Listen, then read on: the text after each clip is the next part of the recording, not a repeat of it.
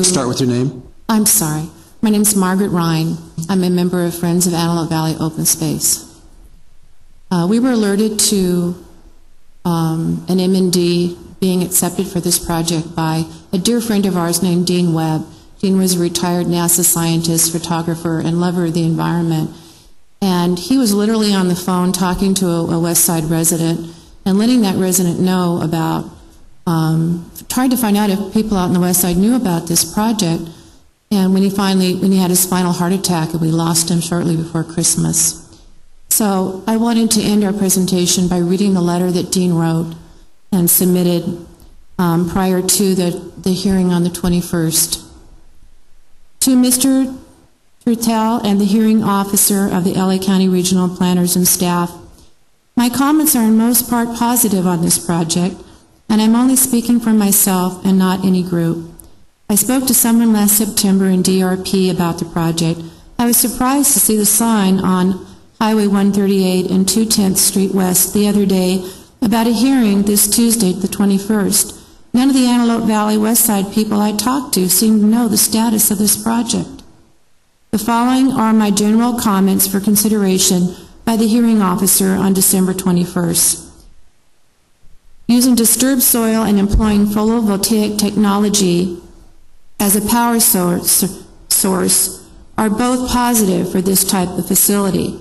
Some concerns I have follow. 1, the effects on nearby Ripley Desert Woodland State Park and SCA 60 should be addressed and reviewed.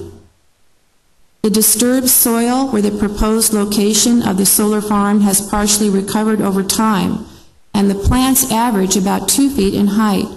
I found several large flocks of quail running through the fields. The report mentions finding burrowing owls around the fields where the solar farm is planned. It is not clear to me that the applicant has a clear and well-planned process for protecting the burrowing owls and other wildlife.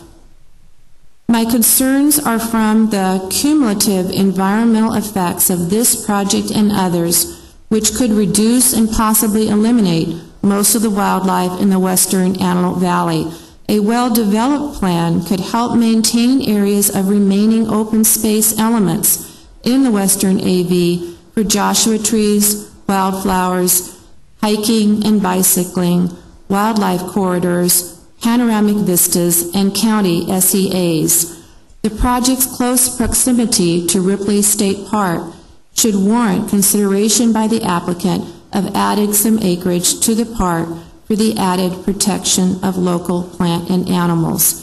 Dean ends his letter by mentioning a really tragic occurrence that took place, and NRD was not responsible for this, but it was part of the beginning processes of developing this area for use by alternative energy. And he says, my final concern is hard to quantify. During March of 2009, about 325 acres of land near where Alpine is located were graded. About 100 acres were Joshua Tree woodlands, with 60 acres of Joshua Tree woodlands located in SCA 60. I have been told that Alpine purchased or traded NRG some land from eSolar, which had part of the 325 acres of Joshua Tree woodlands bulldozed in the SCA by mistake.